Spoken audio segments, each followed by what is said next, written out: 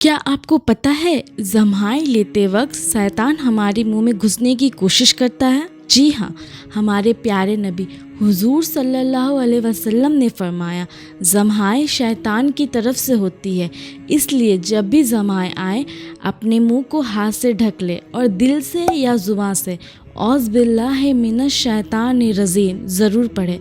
छोटी सी सुन्नत है, पर ये शैतान के असर से बचा सकती है।